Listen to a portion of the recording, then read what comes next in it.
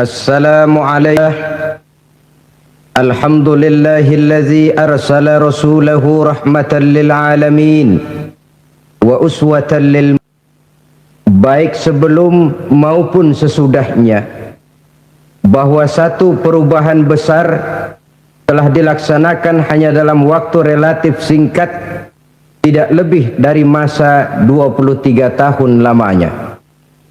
Itulah perubahan yang telah dilaksanakan oleh Nabi kita, junjungan alam Nabi besar Muhammad sallallahu alaihi wasallam. Beliau berhasil merubah satu bangsa yang tadinya biadab menjadi bangsa yang beradab. Satu bangsa yang menyembah beraneka macam Tuhan menjadi bangsa yang bertauhid dan hanya menyembah kepada Allah Subhanahu wa taala. Satu bangsa yang tadinya saling bermusuhan dengan kegemaran berperang satu suku dengan suku lainnya menjadi satu bangsa yang bersatu di bawah ikatan akidah yang mulia. Timbul pertanyaan, perubahan apa sesungguhnya yang telah dibawa oleh baginda Nabi? Inilah yang akan kita bicarakan pada pertemuan kita kali ini. Sekurang-kurangnya ada 5 perubahan besar yang beliau bawa. Pertama, perubahan di bidang akidah. Di samping mengoreksi ajaran-ajaran Nabi Musa yang telah diselewengkan oleh umatnya, di samping mengoreksi dan memperbaiki ajaran-ajaran Nabi Isa yang telah diselewengkan umatnya, beliau mengembalikan ajaran tauhid, mencanangkan kalimat la ilaha illallah Muhammadur Rasulullah. Inilah pembaruan pertama yang dilaksanakan selama 13 tahun di kota Makkah. Dengan penuh penderitaan, dengan penuh kepedihan, dengan penuh tantangan, dengan penuh cemoohan dan caci maki, seluruhnya beliau terima dengan sabar dan lapang dada. Beliau sendiri pernah bersabda, Ja'al Islamu ghariban wa sayaudu ghariban kama bada'a. Fatuba lil ghuraba allazina yuslihuna ma afsadan nasu min sunnati. Islam itu, kata beliau, pertama kali datang dianggap aneh. Pertama kali datang Islam itu dianggap asing. Bagaimana Muhammad ini mengajarkan kita menyembah Tuhan yang tidak kelihatan, itu terasa aneh. Dan jumlahnya cuma tunggal. Kita yang Tuhan kita banyak saja kadang-kadang masih kelaparan, apalagi kalau Tuhan cuma satu. Itu logika mereka. Ajaran-ajaran Islam yang dibawa oleh baginda Nabi dianggap sesuatu yang aneh, asing, dan baru pertama mereka dengar. Ja'al Islamu ghariban, pertama kali Islam datang dianggap sebagai barang yang aneh. Wa sayaudu ghariban kama bada'a. Dan pada suatu saat nanti, kata Nabi, Islam akan kembali dianggap aneh, akan kembali dianggap asing. Macam zaman sekarang saja. Ada orang pakai jilbab untuk menutup auratnya, dianggap aneh. Ada orang kumpul di majelis taklim, aneh. Ada anak muda rajin ke masjid, aneh. Ada yang rajin baca Al-Quran, dianggap aneh. Wa sayaudu ghariban kama bada'a. Pada satu saat Islam akan kembali dianggap aneh.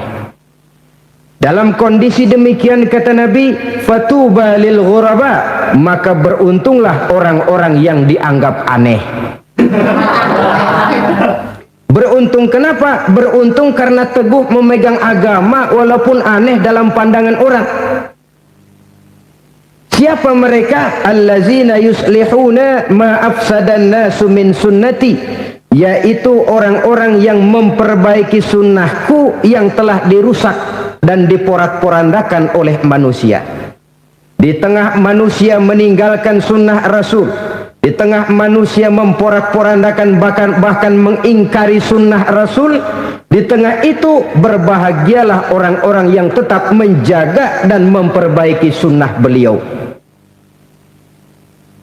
Kaum muslimin rahimakumullah, suka duka beliau 13 tahun pertama di kota Mekah, dengan segala romantika perjuangannya menegakkan nilai tauhid, merupakan bukti sejarah yang seluruhnya merupakan contoh dan teladan bagi kita, yang teladan itu sangat berharga. Bahwa tidak ada perjuangan tanpa pengorbanan, dan tidak ada pengorbanan yang sia-sia. Orang bilang hidup perjuangan, perjuangan pengorbanan. Berani hidup, berani berjuang, rela berkorban. Takut berkorban, jangan berjuang. Tidak berjuang, berhenti hidup. Itu logika yang wajar. Begitulah kalau orang sudah mencanangkan satu pembaruan, reaksi selalu datang dari kiri dan kanan. Namun baginda Nabi ketika itu seolah-olah berkata, tuan-tuan, saya adalah ibarat pohon yang baru akan tumbuh. Silahkan lempari saya dengan kotoran sapi, silahkan lontari saya dengan kotoran kerbau, dengan kotoran kambing, tapi jangan tuan-tuan mimpi bahwa saya akan mati. Bahkan pohon yang baru akan tumbuh, kalau dilempari dengan kotoran sapi, itu akan jadi pupuk yang membuat dia tumbuh lebih subur, menghasilkan buah yang berguna bagi kepentingan umat. Begitulah kita di masyarakat ini. Manakala kaki sudah mulai melangkah melaksanakan satu kebajikan, melaksanakan apa yang diperintahkan Allah, maka reaksi dari kanan dan kiri, kadang berupa pujian, lain saat berupa cemoohan, tentu akan datang. Pujian bukan kita cari, cacian pun tidak harus membuat kita putus asa. Jangan lalai kalau dipuji, jangan lemah kalau dicaci. Malah segala macam cacian dan kritikan, itulah sebenarnya yang membuat orang makin dewasa. Jarang orang berpikir kalau sudah dipuji. Jarang orang berpikir kalau sudah disanjung. Tapi kalau sudah dikritik, dia mulai berpikir mencari kelemahan yang ada pada dirinya. 13 tahun selama periode Makkah, menghancurkan segala macam bentuk kemusyrikan, menghancurkan berhala yang disembah kaum Quraisy. Tidak kurang 360 berhala di sekeliling Ka'bah yang mereka buat sesuai dengan kekayaannya masing-masing. Yang terkenal bernama Latta, Uzza, Manat, Hubal. Ada yang paling kaya bikin patung dari emas lalu disembah. Yang setengah kaya bikin patung dari perak disembah. Yang setengah miskin bikin patung dari kayu jati lalu disembah. Ada yang miskin betul, tepung terigu diadonin, dibentuk sedemikian rupa berbentuk manusia lalu disembah. Selesai nyembah, perutnya terasa lapar, dia liatin Tuhannya. Tuhan katanya, Tuhan kan sudah saya sembah, sekarang perut saya lapar Tuhan, boleh dong gantian? Saya permisi, Tuhan mau saya makan dulu. Kalau setuju bilang, tidak setuju. Kalau setuju diam saja. Dia lihat Tuhannya diam saja, maka mulailah tangannya dipotong, kakinya dimakan, kepalanya habis. Dalam perkembangan sejarah kita tahu cuma ketika itu saja ada orang makan Tuhan. Sesadis-sadisnya manusia Indonesia belum pernah toh sampai makan Tuhan. Tapi masyarakat di mana Rasul diutus, Tuhannya pun sampai dimakan. Begitu rupa kemusyrikan yang dihadapi oleh baginda Nabi. Maka sebagai langkah pertama, dibersihkan dulu jiwanya ini dari segala macam ketergantungan kepada benda, dari segala macam ketergantungan kepada berhala. Bahwa lebih baik menyembah yang bikin gunung daripada menyembah gunung. Lebih baik menyembah yang bikin api daripada menyembah api. Lebih baik menyembah yang bikin laut daripada menyembah laut. Lebih baik menyembah yang bikin matahari daripada menyembah matahari. Maka tidak ada Tuhan selain Allah. Esa tidak beranak dan tidak diperanakan. Dikosongkan jiwa kafir jahiliyah itu, disingkirkan segala macam bentuk kesyirikannya untuk diganti dengan tauhid yang terpatri pada buhul kalimat asyhadu an la ilaha illallah wa asyhadu anna muhammadar rasulullah. Inilah revolusi pertama atau pembaruan pertama, revolusi di bidang tauhid. apa masalahnya buat kita di zaman sekarang ini? Menjaga nilai tauhid. Saudara, bikin rumah susah, memelihara rumah lebih susah. Beli mobil mahal, memelihara mobil lebih mahal.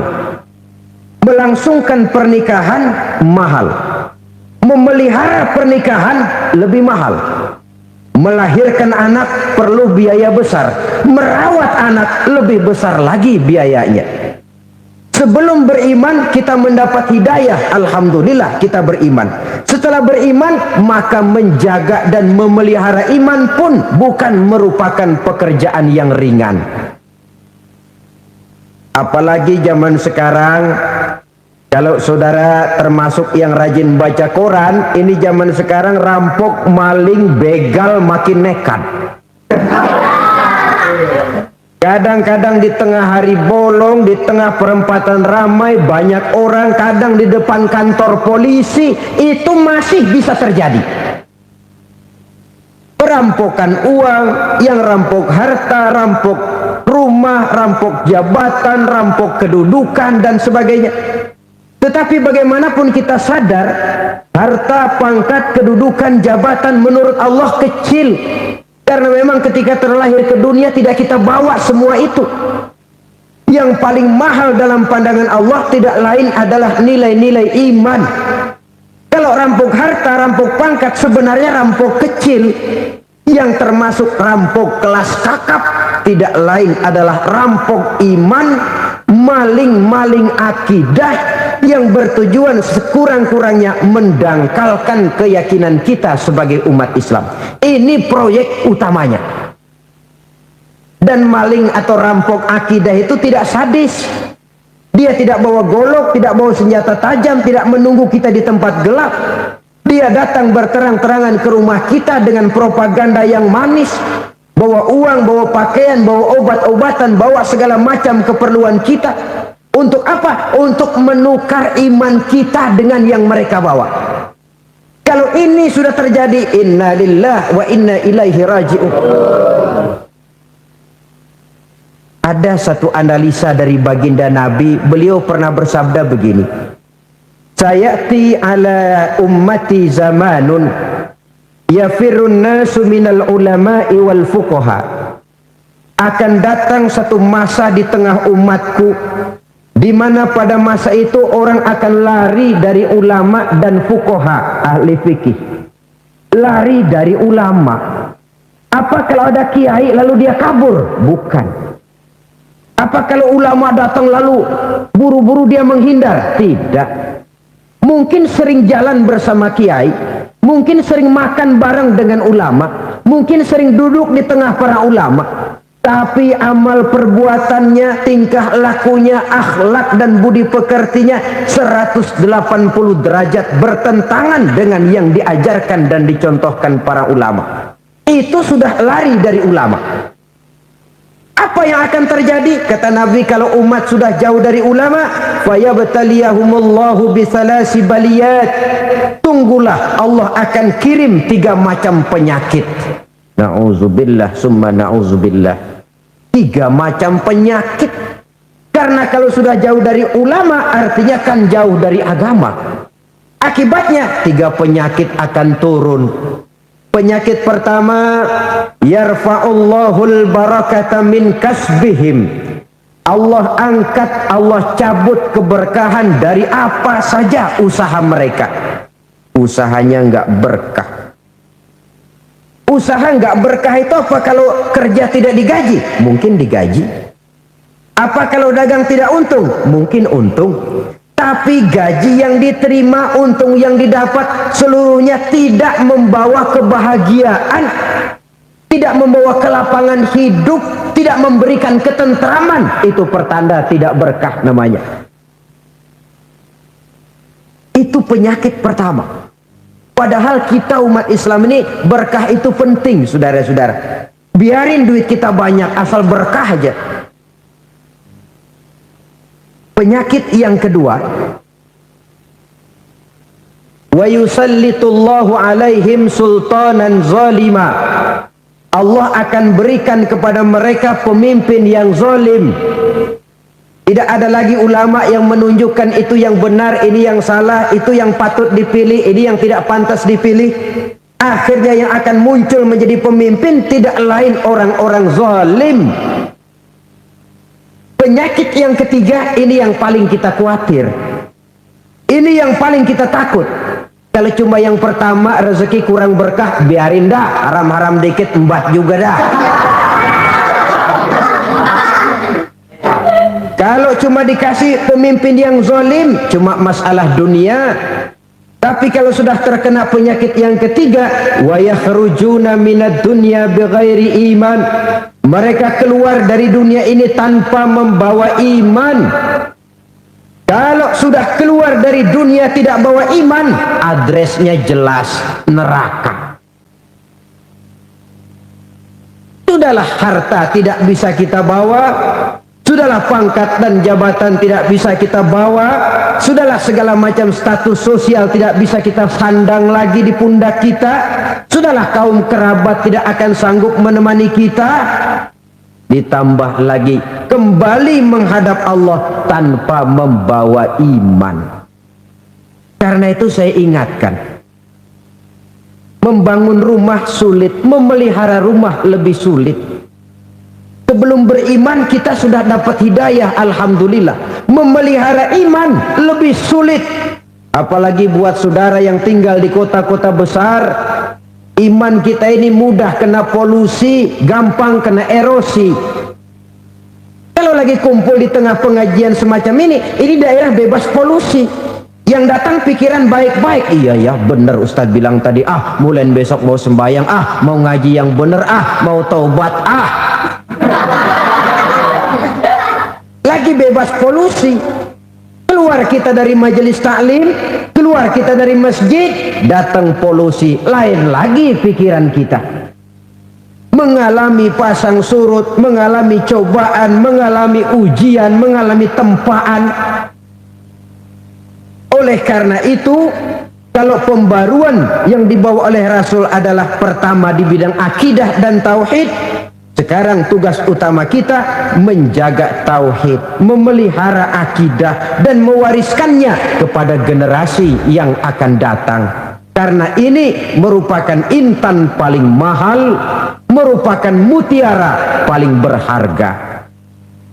Saudara-saudara, orang mah, kalau boleh pakai mah, boleh nggak pakai mah? Orang mah mending amalnya benar daripada amalnya banyak tapi imannya salah. Sebab biar amal banyak kalau iman salah, ini amal mau bergantung kemana?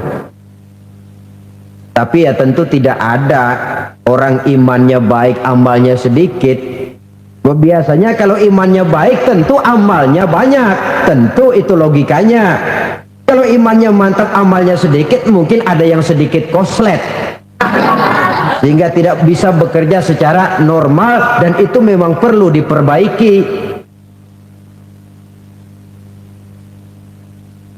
Nah, kemudian masalahnya bagaimana kita memelihara iman ini caranya? Pertama, memakmurkan majelis taklim, saudara. Majelis taklim. Kalau teman saya bilang malah majelis taklim. Saya bilang kenapa taklim? Tempat kita dibentak-bentak orang alim katanya. Saya pikir betul juga, sebab kita kalau kurang-kurang dibentak sama orang alim sering lupaan. Tempat untuk bengkel reparasi iman, majelis-majelis taklim, pengajian-pengajian. Yang kedua, jangan jauh dari ulama, saudara-saudara. Sebab ulama adalah warathatul anbiya, ahli waris daripada nabi. Ulama yang masih teguh memegang warisan itu yang perlu kita ikuti dan kita dekati. Yang ketiga, memperbanyak kalimat tahlil. Sebab Nabi ada pesan, jaddidu imanakum bila ilaha illallah. Perbaharuilah iman kamu dengan banyak-banyak mengucapkan tahlil, yaitu kalimat la ilaha illallah. Saudara hadirin yang saya hormati, ini pembaruan yang pertama di bidang akidah, sehingga menjadilah bangsa Arab ketika itu bangsa yang bertauhid, yang dimulai dari pembangunan jiwanya. Jiwa tauhid dibangun. Kalau ini sudah mantap, kalau ini sudah jadi motivasi, maka perjuangan ke sana tentu akan terlihat dalam sejarah nanti. Ketika harus maju ke medan perang, berangkat. Ketika harus hijrah ke Madinah, hijrah. Ketika harus hijrah ke Ethiopia, hijrah. Ketika harus mengorbankan harta benda, keluarkan harta benda. Kenapa? Sebelumnya sudah dibangun jiwanya lebih dahulu. Sebab itu teori mens sana in corpore sano. Akal yang sehat terdapat pada badan yang sehat. Zaman sekarang sudah tidak tepat lagi. Belum tentu kalau badan sehat akalnya sehat. Buktinya apa? Maling sekarang badannya seger-seger.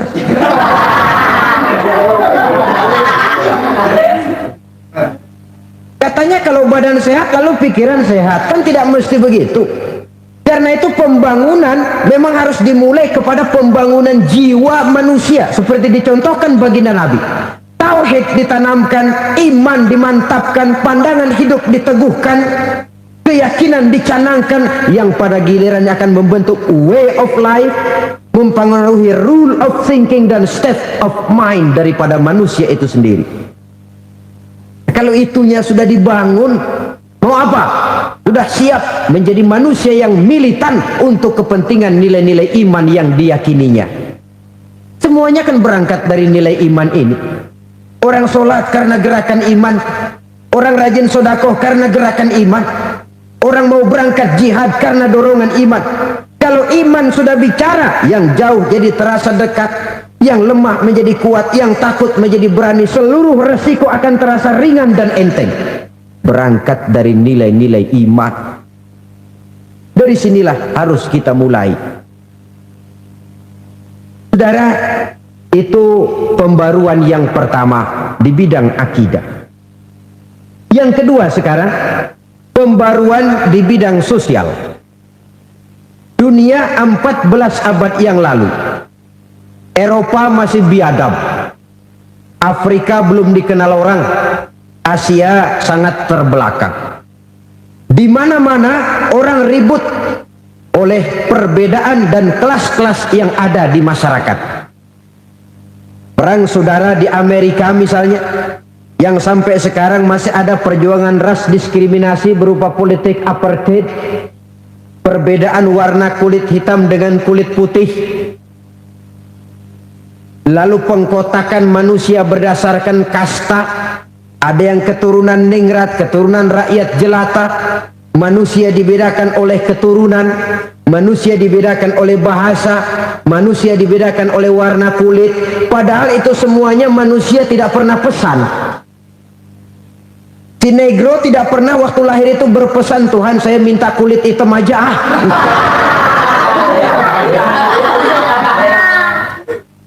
Kita semua terlahir dalam kondisi terima beres. Sebab itu tidak wajar membedakan manusia lewat warna kulit. Tidak pada tempatnya membedakan manusia karena ras, karena bahasa.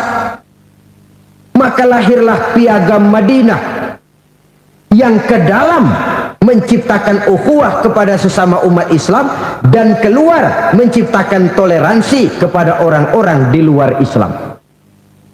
Buhul ikatannya tidak lain adalah akidah. Al-Quranul Karim dengan tegas mengatakan, ya ayyuhan nas, wahai manusia, inna khalaqnakum min dzakari wa unsa, sesungguhnya telah kami ciptakan kamu dari laki-laki dan perempuan, wa ja'alnakum syu'uban wa qabaila, dan kami jadikan kamu berbangsa-bangsa dan bersuku-suku. Tujuannya tidak lain lita'arafu, agar kamu saling mengenal satu dengan yang lain. Nilai persaudaraan macam ini saudara, maaf-maaf, akan sangat terasa kalau saudara sudah berkesempatan melaksanakan ibadah haji ketika wukuf di padang Arafat.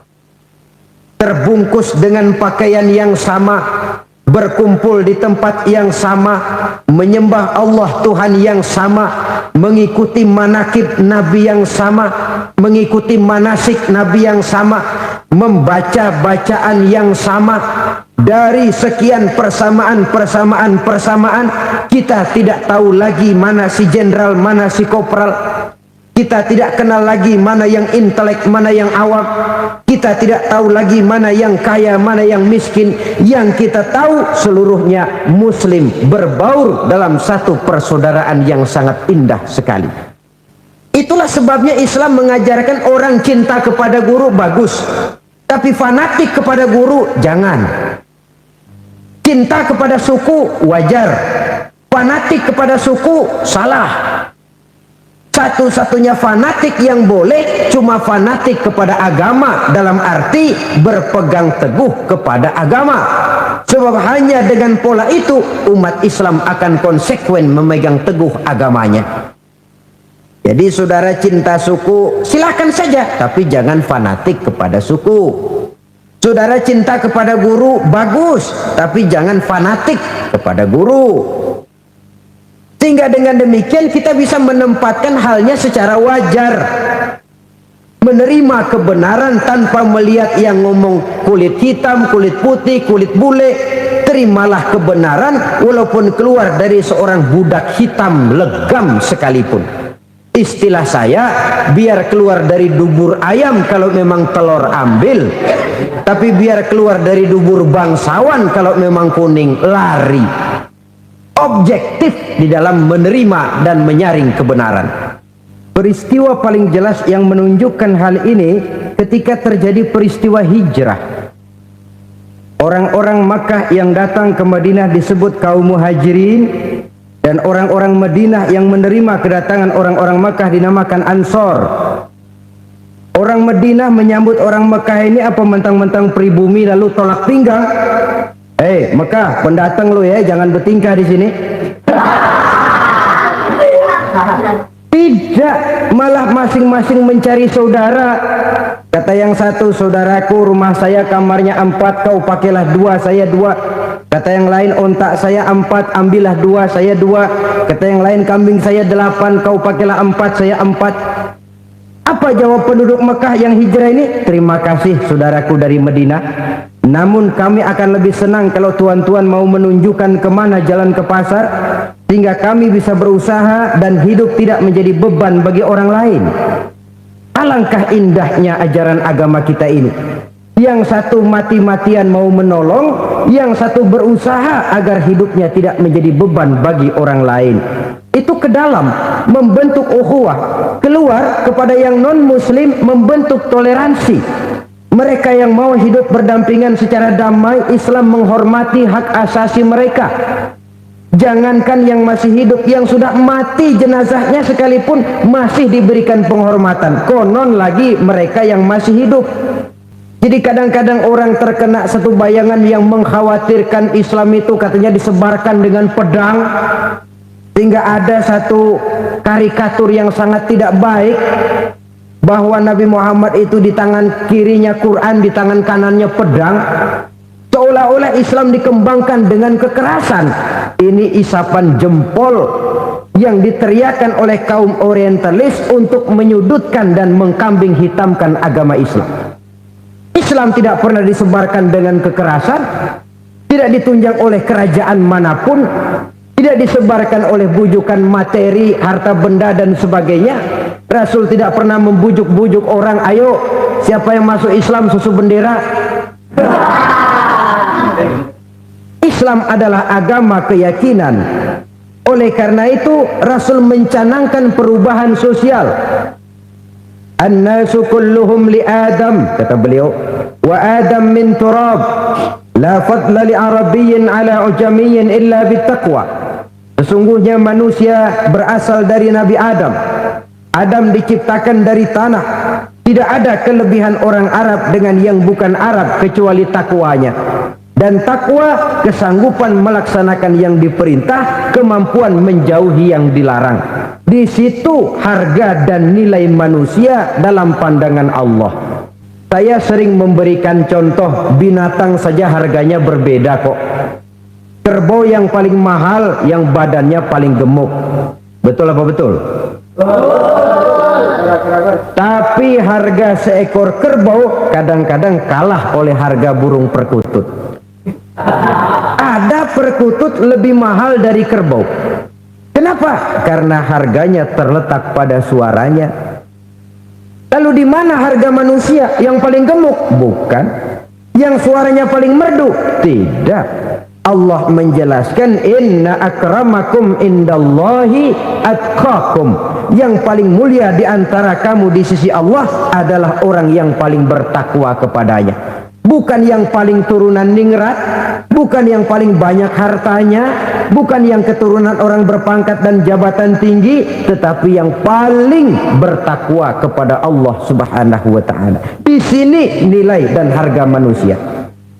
Oleh karena itu, kalau kita kembali kepada prinsip dasar daripada ajaran ini, kita umat Islam dengan akidah telah diikat menjadi umat yang satu. Apapun warna kulit kita, apapun bahasa yang kita pakai, kita kal jasadil wahid, seperti satu badan. Apabila yang satu sakit, yang lain akan ikut merasakan sakit. Kalau ini bisa kita wujudkan dalam kehidupan, wibawa kita sebagai umat akan timbul karenanya. Jangan menghina umat Islam di Jakarta, karena nanti umat Islam di Cirebon akan turun. Menghina umat Islam di Cirebon, yang Banten akan turun.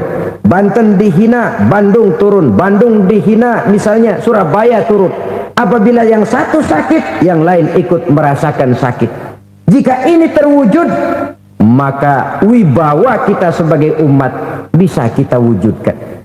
Artinya yang terpenting kalau kita sudah membicarakan masalah pembaruan di bidang sosial ini, memperteguh kesatuan dan persatuan tanpa mempersoalkan bentuknya. Yang kita utamakan adalah nilai ukhuwah itu. Soal bentuknya dalam arti organisasi, persilakan saudara mau pilih apa, tetapi nilai-nilai ukhuwah hendaknya itu menjadi prioritas utama ketimbang bentuk yang saudara pilih. Sudah lewat masanya di mana bentuk mengkotak-kotakan kita. Sudah datang waktunya di mana bentuk malah mendorong kita untuk meningkatkan nilai-nilai ukhuwah Islamiyah. Saudara, coba lihat angka sosial. Ada satu orang takut, ditambah lagi satu orang takut, ditambah lagi satu orang takut. Jadi berapa? 3 orang takut. Tapi sebenarnya bukan 3 orang takut, 3 orang berani sudah. Kenapa? Karena sudah bertiga. Takut karena sendiri. Kalau kumpul turu-turu takut, dia bertiga jadi berani, nekat. Tadi kan takut sendiri. Kalau sudah bertiga, biar awalnya sama-sama takut, jadi berani. Ini pengaruh kehidupan berjamaah, pengaruh kehidupan bermasyarakat, pengaruh berukhuwah, pengaruh dari kehidupan yang namanya kolektif. Yang namanya lidih biar gede banget juga kalau sendirian, bapak moyangnya lidih, dia tidak akan bisa berbuat banyak. Tapi biar lidih kecil-kecil, kalau diikat jadi satu, digabung dengan lidih yang lain, bersih halaman rumah kita, sebab sudah sapuh namanya. Begitulah kita umat Islam, biar pendidikan kita menengah ke bawah, ekonomi kita ala kadarnya. Tetapi kalau kita kompak, bersatu, yang muda menghormati yang tua membimbing kepada yang muda, kerjasama dengan baik, maka tidak ada hal yang tidak bisa kita laksanakan. Inilah pembaruan kedua. Jangan lagi membedakan manusia karena keturunannya, karena warna kulitnya, karena bahasanya, tetapi karena takwanya kepada Allah Subhanahu wa ta'ala. Yang ketiga, saudara, pembaruan yang dibawa oleh baginda Nabi, pembaruan di bidang hukum. Nyaris di masa Rasul diutus, yang berlaku adalah hukum rimba. Siapa yang kuat dia yang menang, siapa yang lemah menjadi mangsa. Perbudakan merajalela, kulit hitam selalu jadi budak. Hukum cuma untuk rakyat. Para penguasa seolah-olah kebal hukum. Itu di zaman baginda Nabi di masyarakat jahiliyah. Orang kecil salah cepat-cepat dihukum, orang gedean salah belagak budak. Itu dulu di zaman baginda Nabi. Datang beliau mencanangkan pembaruan di bidang hukum dengan prinsip al-musawat bainan nas fi takalifil ahkam. Semua manusia sama kalau sudah berhadapan dengan hukum Allah. Satu contoh, ketika Imam Ali karramallahu wajhah menjadi khalifah, pernah beliau dalam satu pertempuran kehilangan baju besi. Hilang tidak karuan, kemana perginya? Lama hilang, sampai beliau menjadi khalifah, Amirul Mukminin, presiden lah kalau zaman sekarang. Ketika beliau sedang mengadakan kunjungan ke satu kampung, beliau lihat baju besinya yang hilang ada di rumah orang Yahudi. Tandanya persis, data-datanya sama, dan memang baju beliau. Mestinya kan kalau mau sewenang-wenang pemimpin ini ngadepin rakyat, tikat aja. Ini dulu baju saya ini. Mari sini, saya kan pemimpin. Apa begitu Imam Ali? Tidak. Prosedur. Kemana beliau pergi? Ngadu ke pengadilan. Allahu Akbar. Seorang pemimpin besar, presiden, lapor ke pengadilan. Mau ngadu, Pak? Ada apa Ali? Hakim tidak tanya ada apa khalifah, tidak. Karena terdakwa sama dalam berhadapan dengan hukum. Ada apa Ali? Saya dalam satu pertempuran kehilangan baju besi. Lalu baju besi saya yang hilang itu ternyata ada di rumah orang Yahudi. Jelas bukan orang Islam itu. Dipanggil si Yahudi. Baju besi yang ada di rumahmu menurut pengakuan Ali adalah milik dia.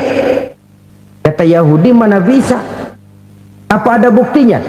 Saya ngambil. Siapa yang lihat? Siapa saksinya? Ali, kamu punya saksi? Tidak punya. Kalau begitu kamu kalah, Ali. Baju besi itu milik Yahudi.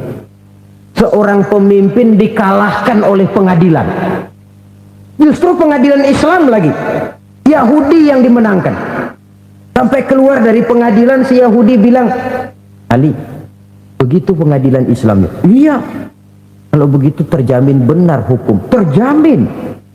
Kamu nggak kesel, Ali? Kenapa mesti kesal kalau itu memang sudah keputusan pengadilan? Sebenarnya yang di rumah saya itu memang baju kamu, Ali. Lalu sekarang ambil aja dah, ambil. Saya pulangin, nggak usah, kata Imam Ali. Pengadilan sudah memutuskan itu milik kamu, ambil saja. Tidak mau saya kembalikan. Dan bukan cuma sekedar ingin saya kembalikan, Ali. Saya ingin masuk Islam. Karena keadilan semacam ini yang selama ini saya cari, yang tidak saya temukan dalam agama lama saya. Yahudi masuk Islam karena melihat prinsip keadilan. Sampai-sampai Quran saja memberikan bimbingan, la yajrimannakum syana'anu qaumin alla ta'dilu. Janganlah kebencianmu kepada sekelompok kaum menyebabkan kamu berlaku tidak adil. Biasanya kan begitu, kita ini subjektif. Kalau kita udah kesel sama orang, biar dia benar, kita salahin juga.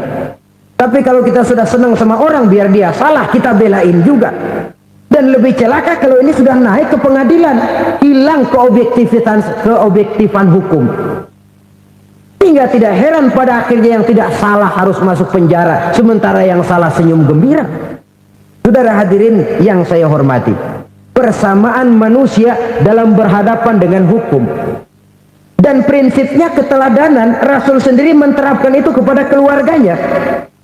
Kepada Fatimah beliau bilang, kalau Fatimah anak Muhammad mencuri, tidak usah orang lain, Muhammad sendiri yang akan potong tangannya. Adil. Kalau orang lain diperintahkan beramal, beliau sendiri pesan, "I'mali ya Fatimah, fa inni la ughni anki minallahi syai'an." Hai Fatimah, beramal, beramal, beramal.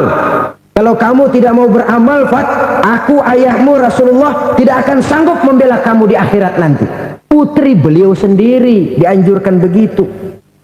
Apalagi kita yang ponakan Nabi aja bukan. Tidak mentang-mentang putri Nabi lalu ada jatah gratis masuk surga. Udahlah Pat, tenang dah, di akhirat ada papi. Beramal Fat, beramal.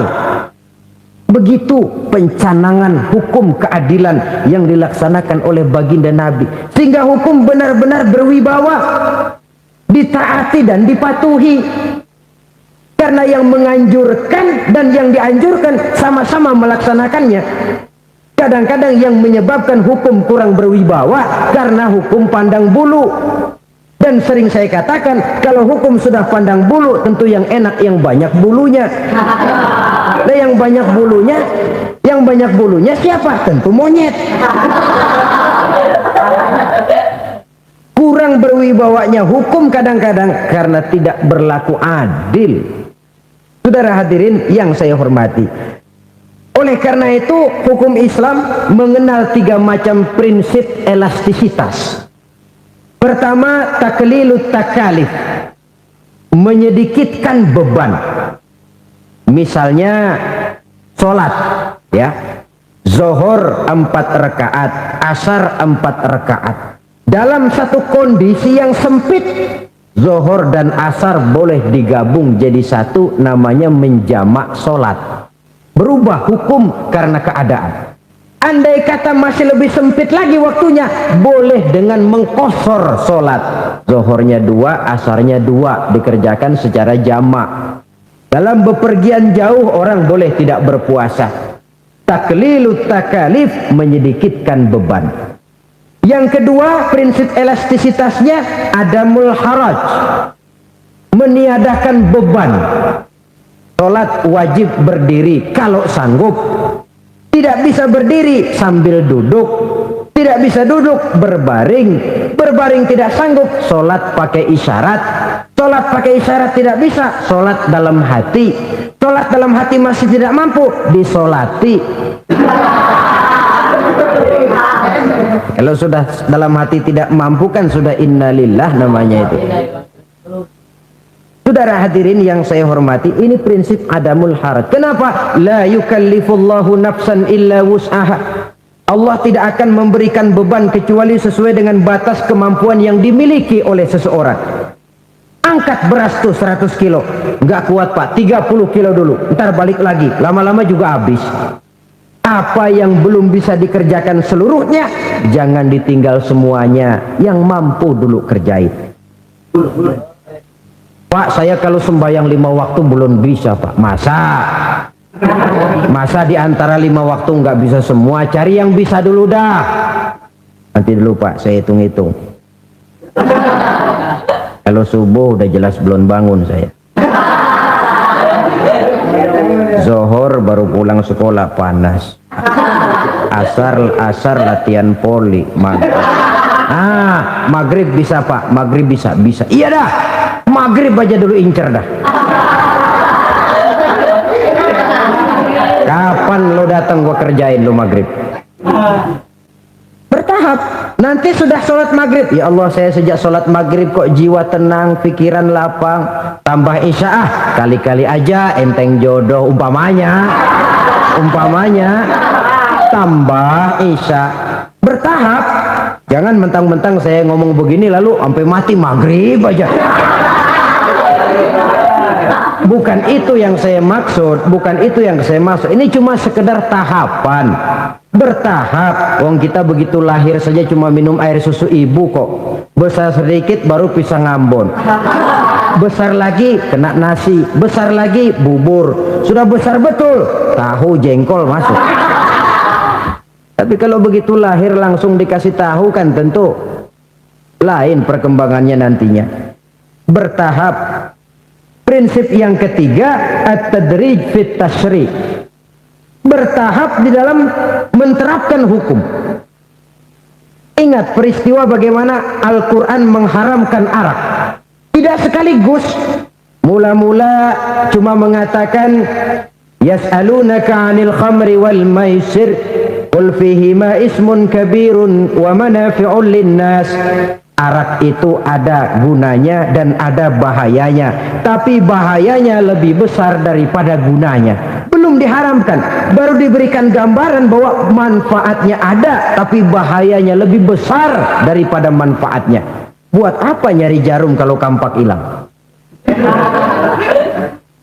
Mulai agak menjauh. Setelah mulai agak menjauh, turun peringatan kedua. La taqrabus salata wa antum sukara.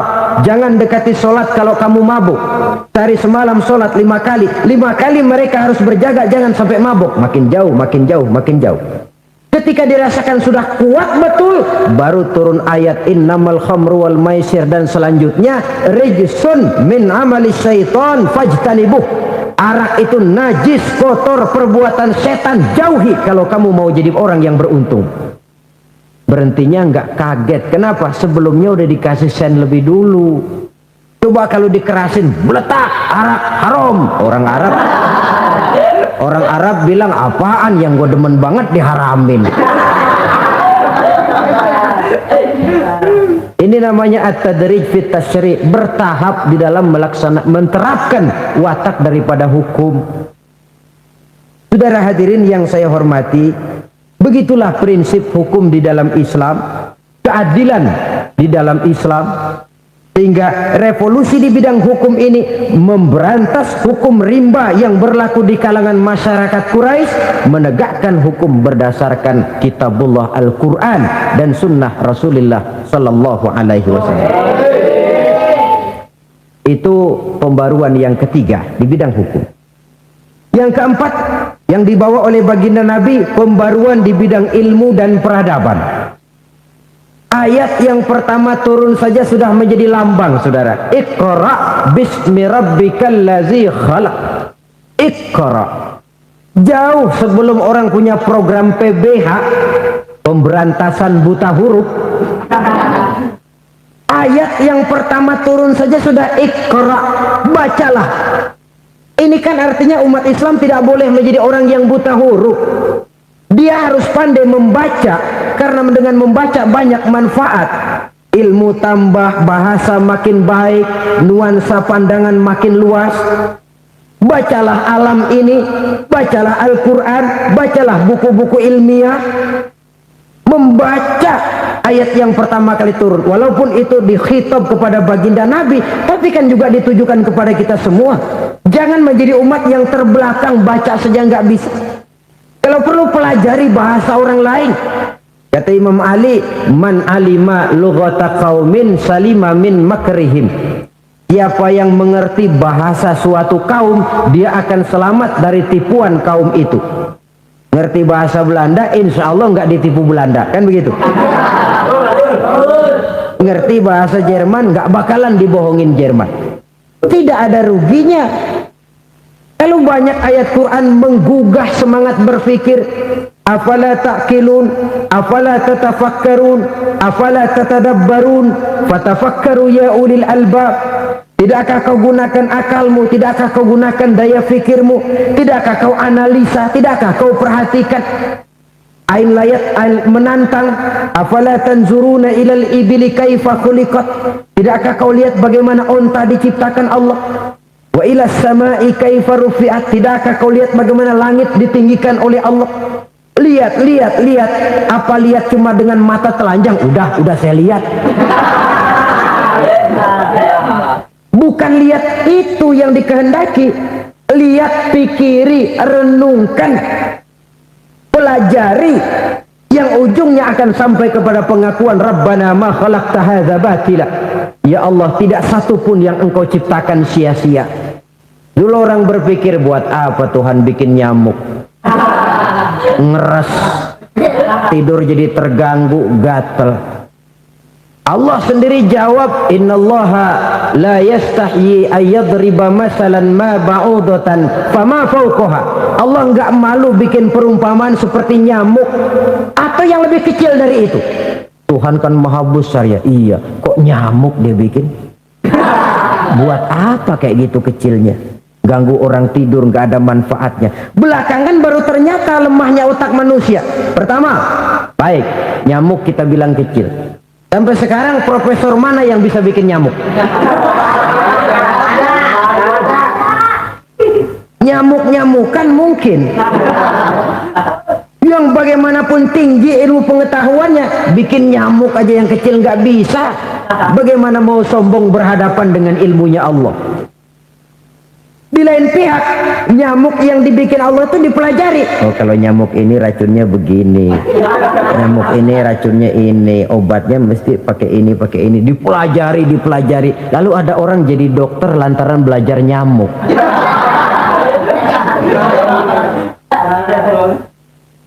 Yang lain berpikir, ini bagaimana cara ngusirnya nyamuk ini? Dirikan pabrik obat nyamuk. Lalu jadi ada orang pengusaha. Lantaran apa? Nyamuk, saudara-saudara.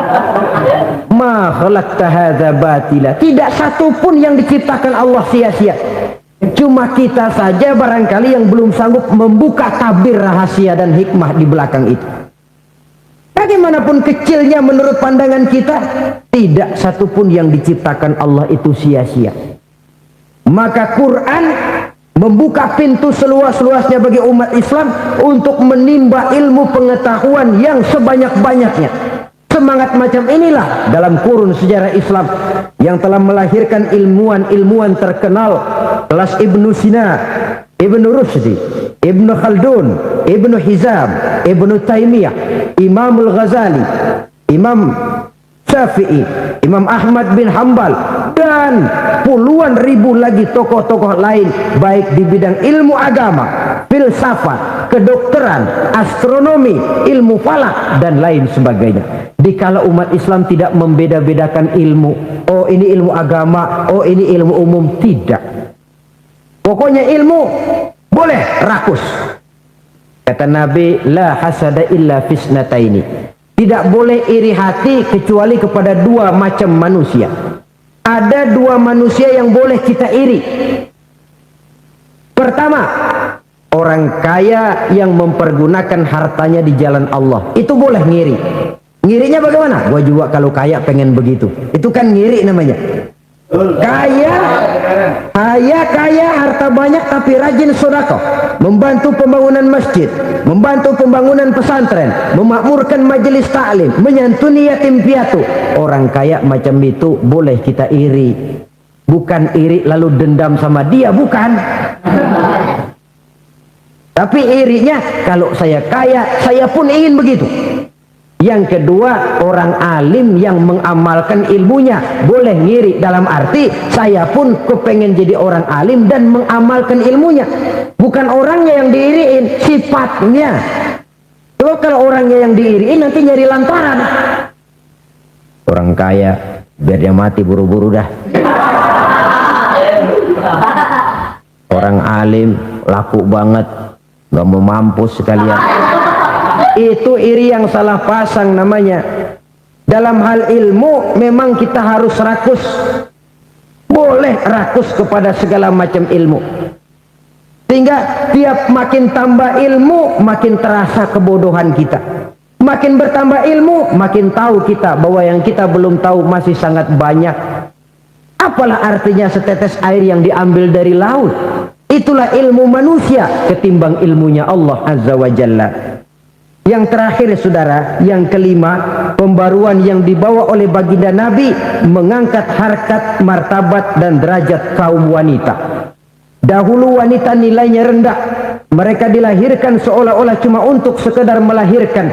Nabi mencanangkan satu ajaran luhur, an-nisa'u imadul bilad, iza salahat salahal bilad, wa iza fasadat fasadal bilad.